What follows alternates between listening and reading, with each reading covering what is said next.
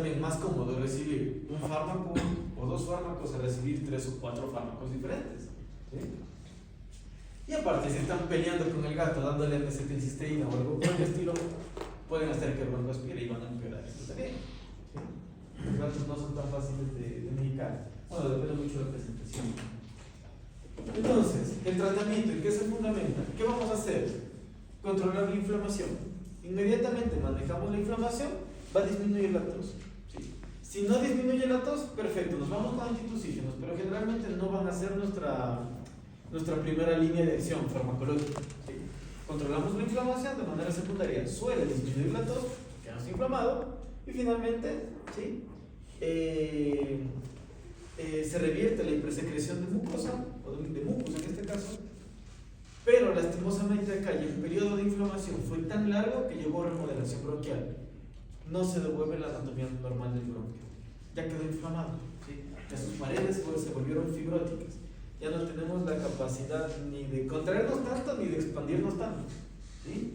Es por eso que en esos pacientes, cuando los auscultemos, casi siempre vamos a auscultar sibilancias, aunque sea un cachito, que sean muy corticas o muy apagadas, pero casi siempre van a estar, sobre todo en los lóbulos caudodorsales, allí sobre todo. Mientras que en el asma bronquial, ¿sí? Se considera reversible. ¿Por qué? ¿Cómo se da la crisis? Broncoconstricción, ¿sí? Mediado por una inflamación eosinofílica. ¿Qué hacemos? Tratamos con corticosteroides, ¿sí? Con broncodilatadores y listo. Se resolvió la inflamación, se revirtió el broncoespasmo y generalmente regresa a su anatomía normal. Ahora, no es que con una semana de tratamiento voy a hacer eso. No, ¿qué decíamos? Son al menos 8 semanas de tratamiento, como mínimo. Y no lo suspendo. Ojo, empiezo a ver opciones. Sí, me quedo con los cada 12 horas la fluticasona en el caso de estar usando fluticasona, que sería la mejor opción. Me bajo a cada 24 horas, sí, voy poniendo en una balanza. ¿Qué sucede acá? La fisiopatología se parece un montón, es básicamente la misma. ¿Sí? Tengo la exposición, ojo, crónica a los irritantes o a los agentes medioambientales o a los agentes parasitarios que me estén generando esto. Se da una inflamación persistente de la mucosa bronquial. Si es por hipersensibilidad, la misma historia va a estar ligada a una reacción de hipersensibilidad de tipo 1 mediada por inmunoglobulina E, pero al ser una exposición crónica, la inflamación se va a extender en el tiempo. Entonces, misma historia, infiltrados neutrofílicos, ojo, cambió. Acá la predominancia celular ya no va a ser eosinofílica, va a ser sobre todo neutrofílica. Y me dirán, ¿siempre? No necesariamente, porque ¿qué tal si se trata de parásitos? ¿Sí? Ahí cambia. Es por eso que ni siquiera el lavado broncoalveolar nos sirve como gold estándar para saber cuál es el uno del otro, nos guía simplemente, pero no nos da una certeza diagnóstica del 100%, salvo que tengamos ya una presencia de más del 17% de eosinófilos para asma bronquial. Vamos a tener engrosamiento de la pared bronquial y disminución progresiva del lumen bronquial. Allí es cuando ya se complicó todo. Presentación clínica es básicamente idéntica a la del asma bronquial. Arcadas, sibilancias, intolerancia al ejercicio, apnea, tos, expectoración ocasional, ¿sí? Fiebre. La fiebre la dejamos generalmente asociada a bronquitis aguda o cuando tengamos, en este caso, asociación con microorganismos secundarios, bordetela, ¿sí? Micoplasma, clamidia, ¿sí? Salud. ¿Cómo lo podemos diferenciar? ¿Sí? Generalmente la bronquitis crónica no me genera una crisis, ¿sí? La que me genera crisis casi siempre va a ser el asma. Acá vamos a tener episodios esporádicos de tos, pero muy esporádicos, ¿sí? Es decir, el paciente no me va a estar tosiendo todos los días. En el asma bronquial es mucho más común. Como les decía, y otra manera muy, no fácil, pero como que muy lógica y común de poderlos diferenciar, es que si nuestro gato o el gato llega, o el paciente llega a consulta, o cuando le pidieron el video al tutor para poder ustedes diferenciar si se trata de la bola de pelos o si se trata de tos como tal, si el paciente tiene la boca abierta y disnea severa, nada, piensen como primero en asma bronquial. La bronquitis crónica no genera eso. Diferenciales, fíjense, tenemos prácticamente los mismos diferenciales. Asma bronquial, parásitos pulmonares, ¿qué más? Bronquitis aguda, neumonías, ¿qué más? Cardiomiopatías, insuficiencia cardíaca izquierda, neoplasia pulmonar, fibrosis, cuerpo extraño, edema de pulmón, sea o no de origen cardiogénico. Entonces hay un montón de cosas que deben descartar. Y aquí volvemos a lo anterior. ¿Se acuerdan que decíamos que el asma bronquial es un diagnóstico que se hace por descarte? Tenemos que descartar un montón de situaciones, unas más fáciles que otras, ¿sí? Pero tenemos muy buen trabajo allí, un trabajo arduo, largo, ¿sí? Esto no es un diagnóstico que lo van a hacer en la primera consulta, se olvidan de eso, ¿sí? Y tienen que conversar con el tutor, porque aquí depende muchísimo del tutor. Ustedes lo que pueden manejar en la primera consulta, en el caso de darse, es la crisis. Y empezar ya a tratar de hacer sus diferenciales, empezar a descartar. ¿Qué es lo más fácil que podríamos descartar de todo eso? Bueno, hay un montón de opciones. ¿Cuerpo extraño? No, no sería tan fácil de descartar. Hay cosas más sencillas que podrían descartar. Las cardiomiopatías. Muy bien, la hipertrófica, ecocardio y listo. ¿Sí? Sabemos que si no tenemos una relación una relación inferior de 3 a 1 entre el pared libre del ventrículo izquierdo y el ventrículo derecho, pues no hay cardiomiopatia. ¿Sí? Checan la relación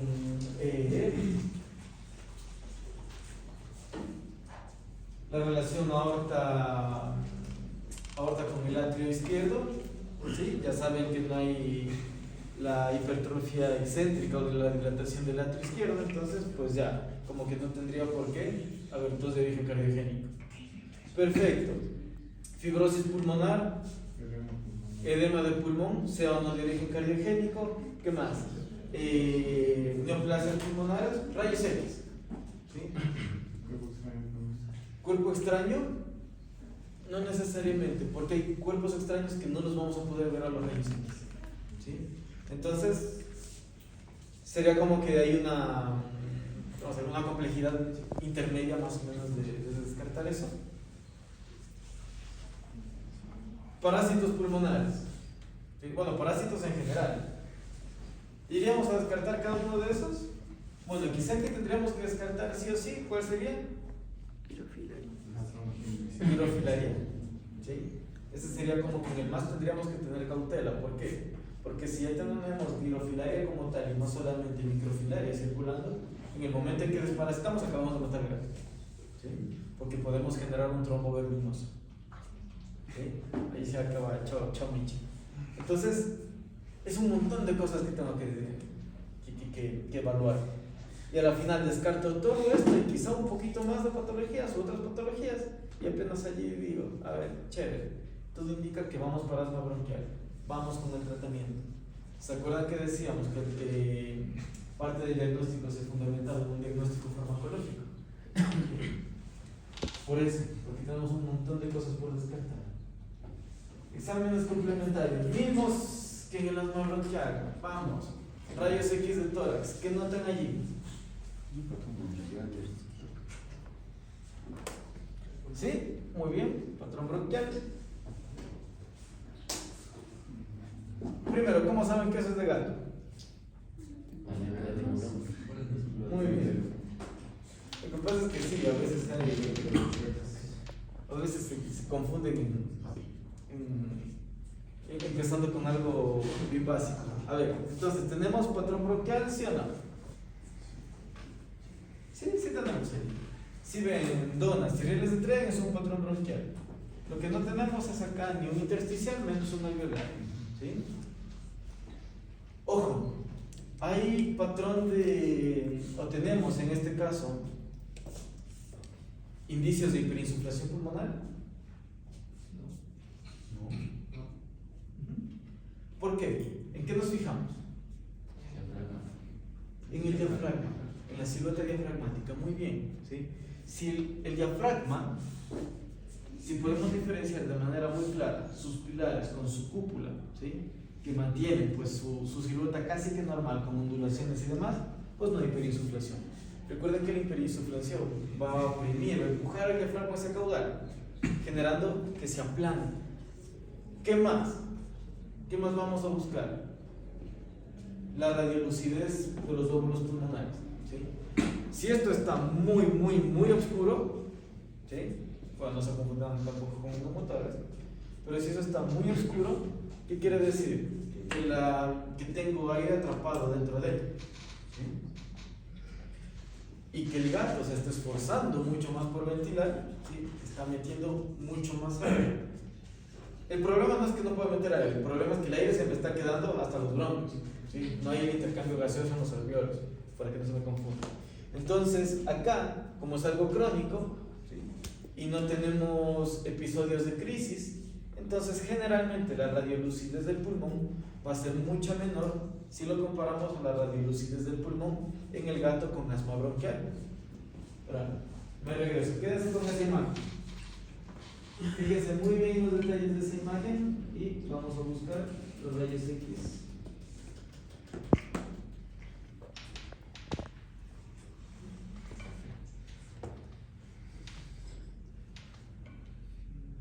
¿Se dan cuenta de ese diafragma cómo está? Está plano, ¿verdad? ¿Cómo decíamos? Eso se llamaba un signo de carpa, ¿sí? ¿Por qué? Porque está básicamente diagonal ese diafragma. ¿Está más negrito o no está más negrito ese pulmón? Quizá no muchísimo más, pero sí hay un incremento de esa radiolucidez. Y fíjese en el patrón bronquial, es mucho más marcado. Y hay zonas que tienen ya un patrón intersticial, ¿sí? Eso es una combinación, es un patrón broncointersticial. Entonces, ojo, sí hay diferencias, pero ninguna diferencia, ningún signo radiológico exclusivo, patológico del asma bronquial, ¿sí?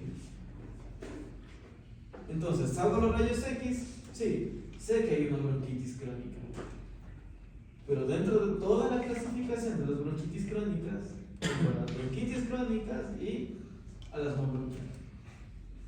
Entonces, eso es algo a considerar un montón, ¿sí? Biometría, básicamente vamos a tener lo mismo, ¿sí? ¿Qué puede cambiar? Un poco puede variar en los neutrófilos. Generalmente esperaríamos neutrofilia, ¿sí?, generalmente, pero no se olviden que el leucograma de estrés en el gato es diferente al del perro, ¿sí? Puede haber linfocitosis, ¿sí?, y puede haber tanto eosinopenia como eosinofilia. Este cambio de eosinopenia o eosinofilia ya nos complica todo. ¿Por qué? Porque en el otro que decíamos que deberíamos esperar eosinofilia, pero acá también podemos tener eosinofilia.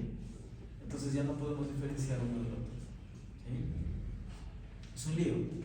Serología, ¿qué deberíamos hacer? Aquí sí, para tratar al menos de saber si fue, yo qué sé, herpes virus, si fue clamilla, si fue bordetela, o si no fue ninguno de ellos, sí deberíamos hacer serología, ¿sí?, para herpes virus, para calicivirus, clamilla, micoplasma y demás. Y pues si me salen positivos a uno de esos, chévere, ya sé cómo empezar a tratar. Ya sé cómo debería empezar a tratar, ¿sí? Ahora, independientemente de que sea herpes virus, si tengo esto de acá, debo considerar, independientemente de todo lo que tenga, debo de considerar los esteroides, ¿sí? Lo único que va a cambiar es, perfecto, si tengo una infección muy mala de bordetela, tanto que se me está complicando ya con una neumonía, allí pienso y digo, bueno, arranco con dosis muy altas de esteroides, o primero hago una semana con dosis altas de, yo qué sé, de amoxicilina, de doxiciclina, por ejemplo. Me lo pienso. Porque el paciente tiene los bronquios muy inflamados y lo único que va a servir a ese punto son los esteroides. Allí no van a servir otro tipo de antiinflamatorios, ni mucho menos. Lo que más me acerca al diagnóstico definitivo del lavado bronquialveolar. Misma historia, ya habíamos revisado. ¿Qué volumen iba a utilizar de solución salina?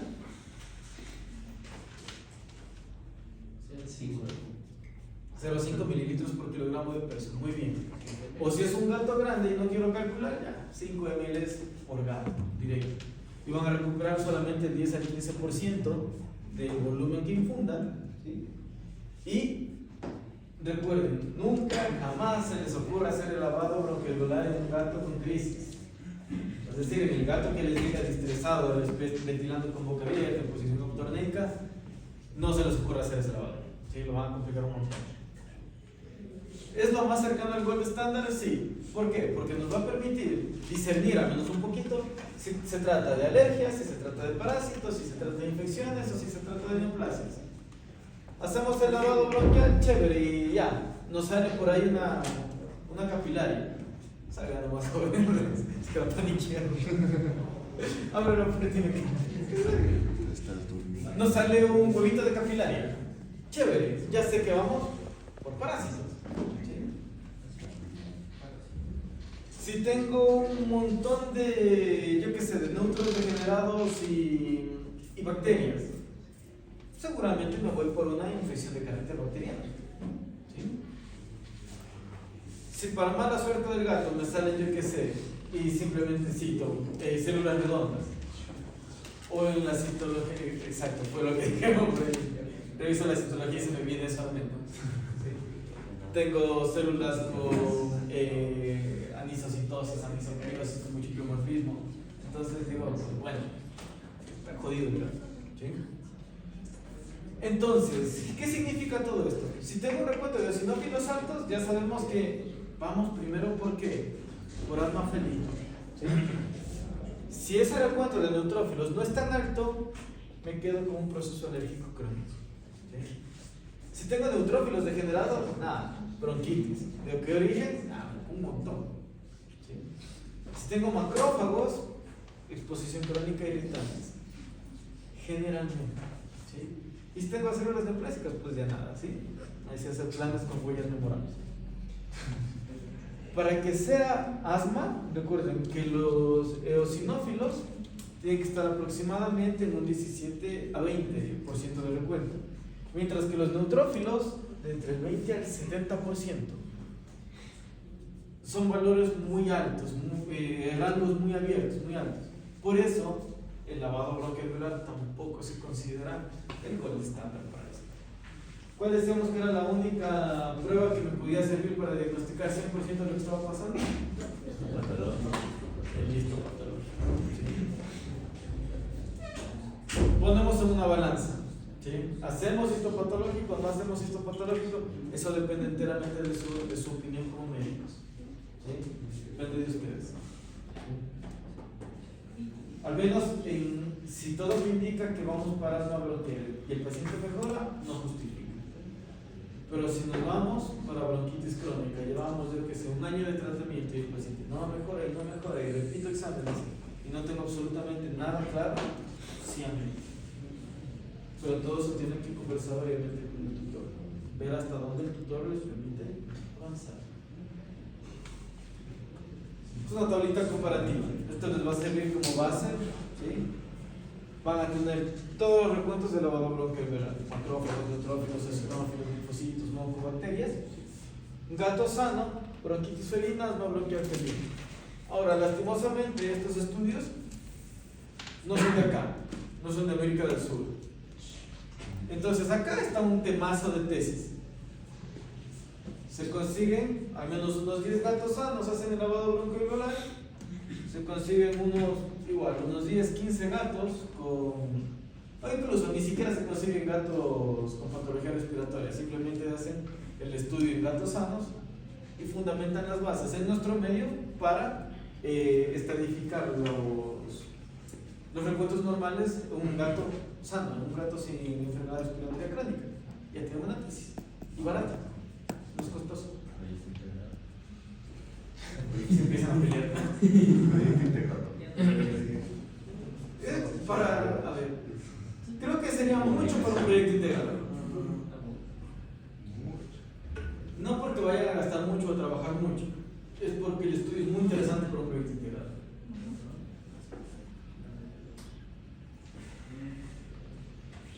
Diagnóstico definitivo. Recuerden que es un diagnóstico por exclusión y si podemos hacer el lavado bronquialveolar, chévere, nos acercamos más al diagnóstico. ¿Sí? Pensamos nuevamente, tos crónica, patrón bronquialveolar, radiografía o simplemente bronquial. Lavado bronquialveolar con resultados compatibles con inflamación, ojo, neutrofílica. Si vamos con inflamación eosinofílica, nos dirigimos más hacia asma. ¿Sí? Exclusión de asma, parásitos, neumonía y cardiopatías. Si hacemos todo eso y no tenemos ninguna otra respuesta, va, asma bronquial. Asma bronquial, perdón, bronquitis crónica. ¿Sí? Tratamiento. Sería genial que los gatos se dejen hacer el push de esa manera. Misma historia, se repite. Ambiente, manejo ambiental. ¿Sí? ¿Por qué? Porque tienen los mismos desencadenantes. Misma historia. Eliminamos posibles fuentes de alérgenos, evitamos humos. Humo, pues, eviten arenas higiénicas que son muy perfumadas o a su vez que desprenden muchas partículas muy pequeñitas que se puedan levantar al ambiente cuando el gato tiene interacción con el arenero. Limpieza de alfombras, de muebles o se deshacen de ellas. Se recomienda el uso de purificadores y humidificadores. Aquí con el uso de los purificadores hay que ser muy específico. ¿Por qué? Porque se les puede pasar por alto la limpieza del purificador. Y si no limpiamos el purificador va a ser cierto. Una, ¿por qué? El aire sigue circulando, pero los filtros están extremadamente sucios. Entonces, en vez de purificar, empieza a contaminar más el ambiente. Quizá yo no lo note, pero el gato sí. Son partículas muy pequeñas que van a tener tendencia a depositarse en la parte baja del ambiente, ¿no? Van a estar con mayor tendencia al suelo. Quizás nosotros no nos percatemos porque primero nuestra vía aérea es bastante eficiente en ese sentido. Y segundo, estamos al menos, por más enanos que seamos, como a unos 50 del suelo. El gato no está ni a 30 centímetros. Entonces está allí. Glucocorticoides, misma historia. Son indispensables, son la base del tratamiento. Iniciamos con prednisolona. Si es que escuchamos muchísimas sibilancias y demás. Si tenemos muchísimas sibilancias o un patrón bronquial muy marcado y demás, ¿qué hacemos?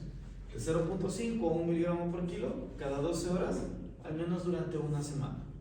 Luego bajo, 0.5 miligramos kilo cada 24 horas, ¿cada cuánto? Día por medio. ¿Sí? Es decir, tomo lunes, o le doy lunes, descanso martes, le doy miércoles. Ahora, si ese bajón que generamos lo consideran muy rápido, no hay lío. Ustedes son el médico, esto simplemente son pautas.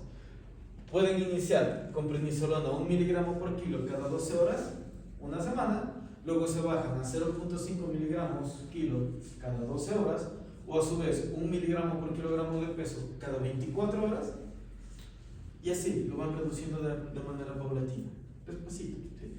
Ahora, tampoco va a pasar que se arrancan con esta dosis y a la semana la cortan de golpe y le van a generar cushion al paciente. No. Para que se genere el cushion tiene que pasar, son periodos de meses con esteroides sistémicos. ¿Sí? Tampoco digo que esté bien suspender de golpe, ¿no? Al menos no en las dosis a las que los vamos a manejar, pero tampoco es que vamos a generar un... Misma historia, si el gato es de esos que son el diablo, casi que ferales, que solamente viene a comer 10 platos al día. Metilprednisolona o triamcinolona, mismas dosis. La mejor opción para mantenimiento crónico, ¿cuál va a ser? Nuestros inhaladores presurizados. ¿Sí? La mejor opción de todos ellos, fluticasona. 110 microgramos o 220 microgramos por kilo por gato en este caso. ¿Sí? Cada 12 horas. ¿Sí? Todo depende acá de qué tan maluco esté nuestro patrón bronquial. Si está muy maluco, arranca obviamente con dosis altas. Si no está tan maluco, va con dosis más bajitas. Misma historia, acuérdense que la fluticasona se demora en actuar entre 7 a 10 días. Entonces no arrancan directamente con la fluticasona. ¿Sí? Ahora, si el gato está perfecto, fue a vacuna, si en ese momento el tutor les dijo, como que cada 15 tose o algo por el estilo, hacen los rayos X, y tienen un patrón bronquial ligero, podrían iniciar con la fluticasona. ¿Sí? Pero si tienen un patrón bronquial muy marcado, no únicamente con la fluticasona. Se demora demasiado tiempo en actuar. ¿Sí? ¿Cuánto tiempo? ¿Sí? Acá, ¿pueden suspenderlo de manera paulatina? Sí, sí se puede suspender. Pero siempre, el paciente generalmente lo va a necesitar para el resto de su vida. ¿Por qué? Porque estamos hablando, si se acuerdan lo que mencionábamos en un inicio, que esta patología ya no es reversible. El asma bronquial, sí, al menos parcialmente reversible. Acá no. Acá el bronquio ya está lesionado, ya está dañado, sus paredes están muy malucas. Ay, perdón. Lo peor es que qué buen nivel, ¿no? Está sigue grabando. Y ni siquiera se cae nada. Pura inercia es la. No, ¿cuánto es?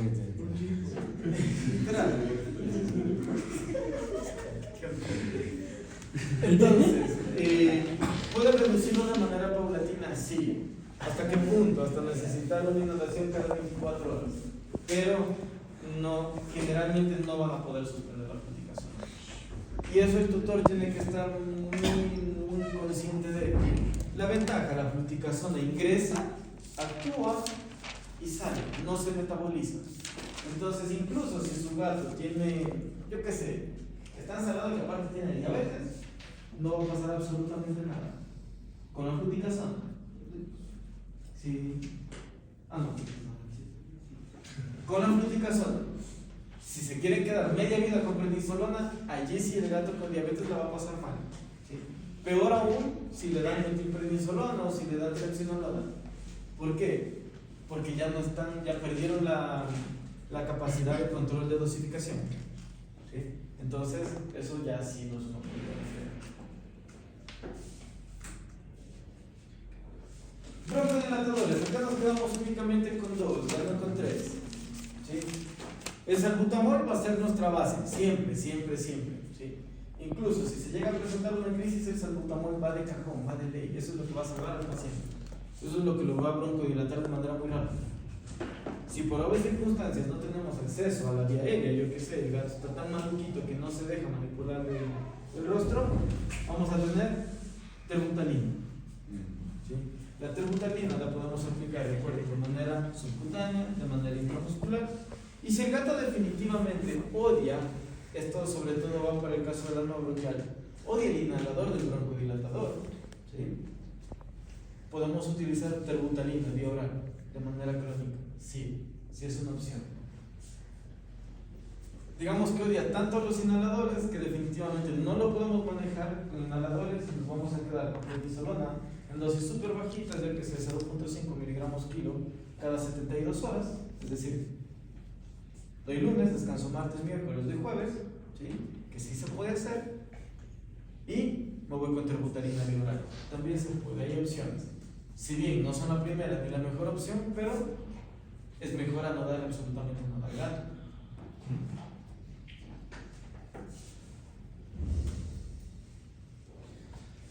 Si me encuentro, en este caso, con microorganismos y demás, como bordetela, o tengo algún agente infeccioso de base que pueda combatir con antibióticos, ya sabemos cuáles vamos a utilizar, los mismos.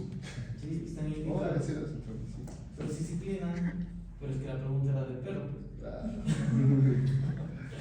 El perro no estaba mucho mucho el tema de la cita, estaba escribiendo a mis hijos. Pendientes que salen la presa. Doxy, amoxicilina, citromicina. ¿Sí?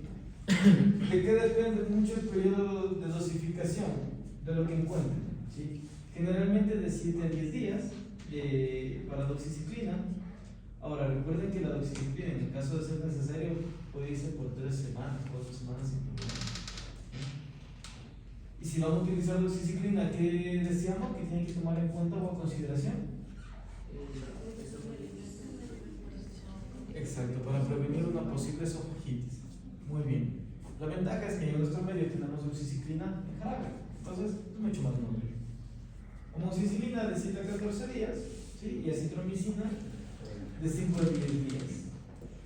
Todo esto depende de lo que encuentren en el cultivo y atigrelamo, porque si van a hacer, si por otras circunstancias nos vamos con antibióticos, de preferencia debería ser porque en el cultivo y atigrelamo del lavado bronquialveolar encontraron microorganismos. Ahora, si no tienen la opción de hacer el lavado bronquialveolar y tenemos muchísimo mucus, ¿sí? Tanto que el gato me empezó a expectorar, y eso es muy raro que un gato expectore, pues, y tenemos fiebre y en el hemograma, ya tenemos leucocitosis neutrofílica, pues tampoco nos esperamos.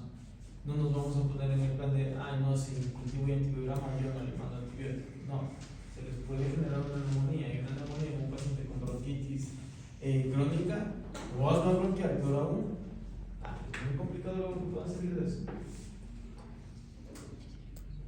Pronóstico no es tan bueno, entre comillas, como el asma bronquial. ¿Por qué?